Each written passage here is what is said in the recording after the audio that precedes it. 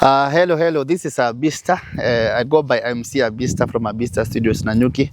Nikiwa na pesa wananiita Abi the Top, na ile siku niko chini wananiita Abista. Na leo nimekuja kwa mwanamke bomba. Mwanamke bomba ama msichana bomba? But it's good. Welcome Grace. Kwaje? Thank you very much. Niko poa. Ni huku kwenu kunakaa vizuri by the way. Sijakuja place ndani hivi of late. Unasaambia mwenye unaitwa? Kwa majina naitwa Grace Waithigeni Mwangi. Yeah. Sijasikia ingine wananiita labda Grace Mbuzi.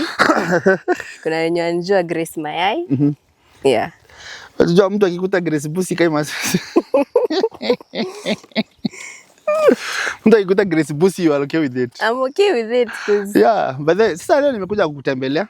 Asante sana. Na baadaye tumekuja kutembelea Grace, tuone kile kitu anafanyanga. Grace ako na busi mingi, ako na kondoo mingi, anafanya ng'ombe, analima. Na akaqualify kuwa msichana bomba from Nanyuki. Tukakuja kutembea, twende nikuonyesha vitu zake sasa. Sasa nikuulize Grace. Nini ilikuinspire kufuga busi, especially ukilinganisha wewe ni msichana? I know watu wanakuwa na ile view like ini men. Juu hii sana najua ni biashara ya wanaume wanafanya. What inspired me ni napenda animals. So growing up nimegrow na hii job nikichunga nikiwa kasichana. Juu kwetu we only have one guy. Kijana mmoja. Hao wengine ni wasichana. Hao wengine tuko wasichana. So ukituma uchunge na unaona how peaceful they are. Ukiwa umesimama hapo una feel like there's something you're doing. Okay. So I like this job because it gives me peace. Inakupatia a lot of peace. Na nikikuuliza, najua wewe kuna kitu kingine umefanya apart from kufuga, umeenda college, Unaweza kuja tuende hivi tukiangalia hizi vitu? Nimeenda college. Though sikumalizia. Okay. Nilikuwa nafanya hospitality. Yeah. Hospitality management. Hospitality service and management.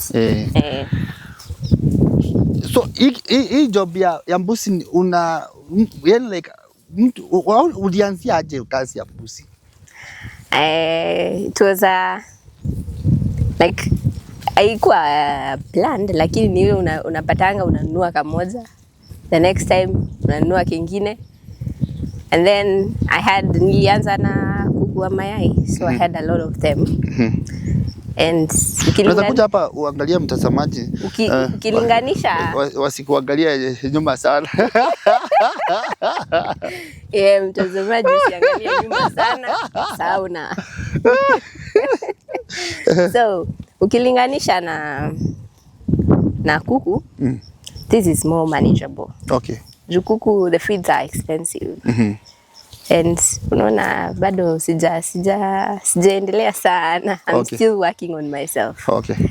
So that's why nikamaliza kuku, nikanunua mbuzi, and ni biashara ukiuza inarudisha. Because haitaki a lot of management na ikuli sana. Mbuzi ukitoa kama hapa sasa uko guaranteed atashiba. Lakini kuku huwezi mtoa. Baadhi kuku huwezi leta hapa. Ukileta hapa kuna adui mingi sana.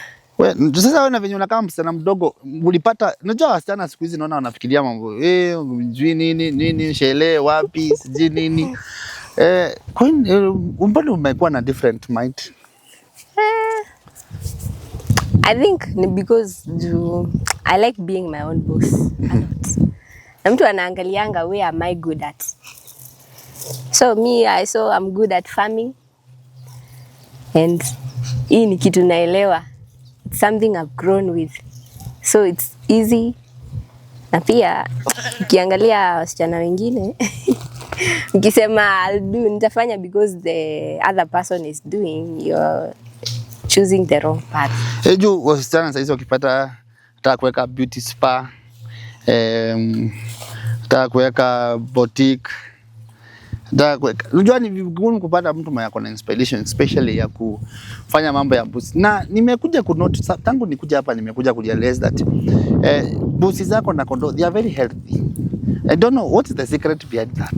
The secret behind that ni having a good vet, number one. Na also identifying nini inafanyanga mbuzi ikue strong, healthy. Na ujue the basic things, like ujue mbuzi akireact hivi, this is how I'm supposed to handle. Kama akiwa mgonjwa, mostly unapatanga diarrhea inakuwa common sana kwa mbuzi. Yeah, especially kukianza kunyesha. So unajua how am I supposed to handle this at first before I call the vet. So number one, kuna hii dawa inaitwa Kaolin. Unaweza ipea at first. Ukiona imekuwa nini too much, unaweza consult the vet. So na hapa kama naona mbuzi more than 100. Ama sijafika 100? Zimefika? Kuna zingine bado ziko nyumbani. Yeah.